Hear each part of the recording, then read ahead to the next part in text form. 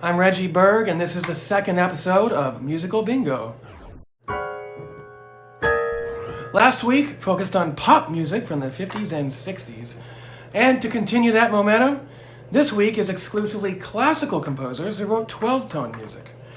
So let's see if you can guess these hits. Alright, for this first composer, he had a fear of the number 13. He joined the army at age 42, and he painted self-portraits. Also, his wife left him for a painter.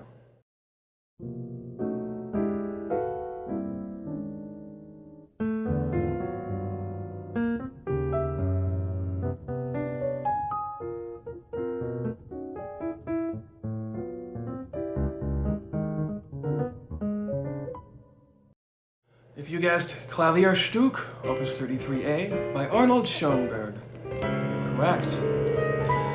This next composer loved jazz in his youth. He never apologized for the difficulty of his music. He began his collegiate studies in mathematics, and he was a composer who said, "You should not worry about gaining a wide audience, but accept a life of isolation."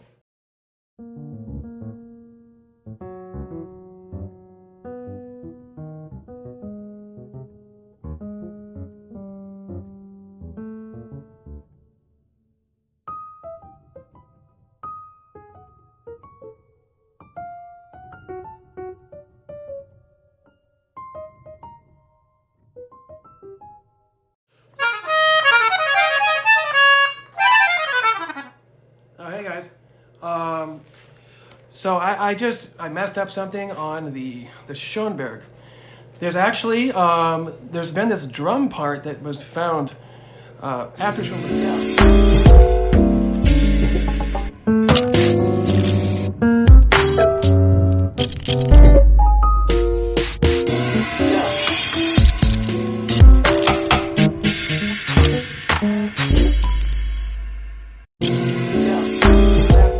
Not be true. That last composer, though, was Milton Babbitt with his composition Semi-Simple Variations. This next composer, well, he was Italian. His first name is kind of taken from Super Mario Brothers. He wrote a piano book for his daughter. He taught at Tanglewood. He was known for being so warmly expressive. And he taught the famous composer Berio.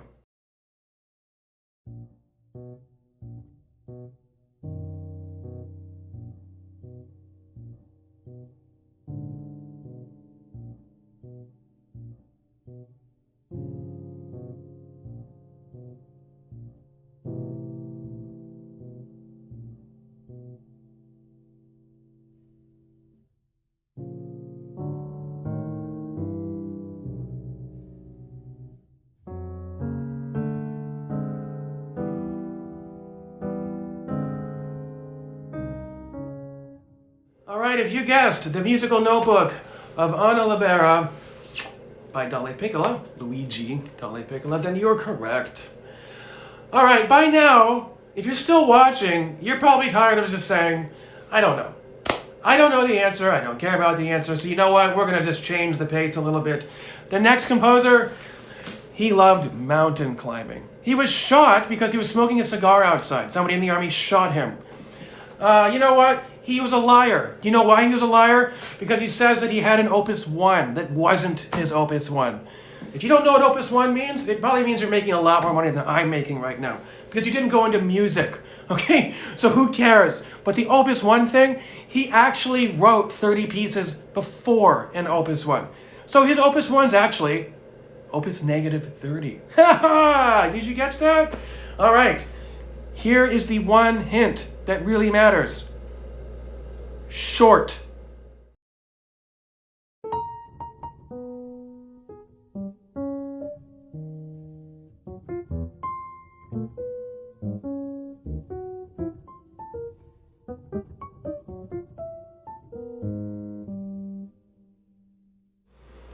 All right, if you guessed piano piece, Klavierstück, by Anton Webern, then yep, you were right. Good job. Now, the next composer in this series, produced, you know, I think, the most pleasing of these 12-tone works. And there's so many generic facts about him that I've tried to avoid saying, and you know what? I'm just gonna say them. Okay, yeah, okay, so he's from Brooklyn. He's Jewish. Let's see, what else can we say about him? Martha Graham, they had like a connection, they had a working relationship. This composer, a lot of marching bands do this song that sounds like that one, you know what I'm saying? Okay, he wrote that one, and now everybody has destroyed it for years and years and years. All right, see if you can guess who this guy is. I sincerely do think this piece rocks.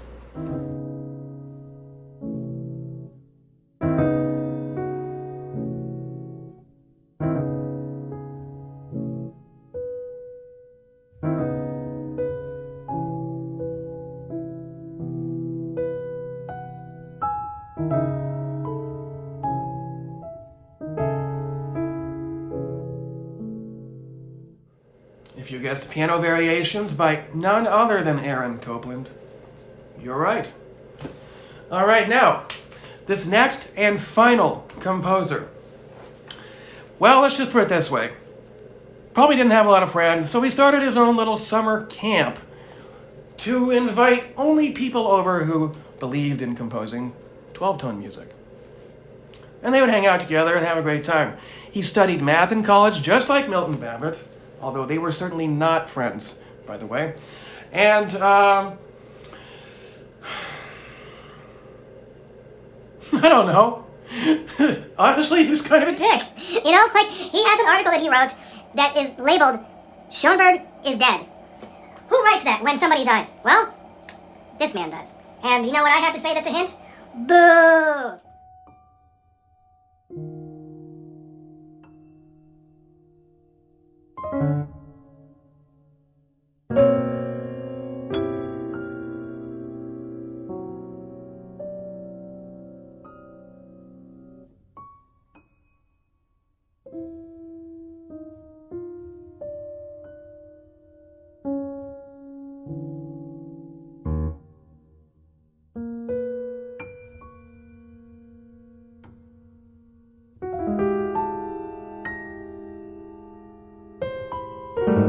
So there you have it.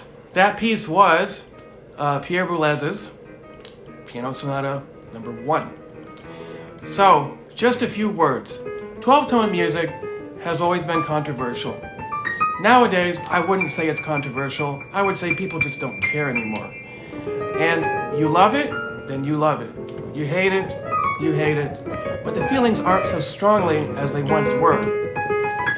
Back in the day when it was first coming out, there was a group of people, about 50%, who just loved what Schoenberg had stumbled upon in 1925. And they wanted to study with him, they wrote like him, you get the idea. Then there was a dividing branch of people who wanted to stay, well, maybe tonal, or just maybe other things. But they didn't see it the same way. So there's always been these divides, followers and then not followers. But I will say this, with the current trends in music being what they are, go through your Instagram, go through your Facebook, go through your TikTok. How many people have already gotten 10,000 fans? And it had nothing to do with their musical value or their musical work ethic. So, personally, no, not the biggest fan of 12-tone music, but I admire the work ethic. I admire those people for doing what they did because they did it really for themselves. And I think that rocks. And that is truly the only way to remain essential to yourself.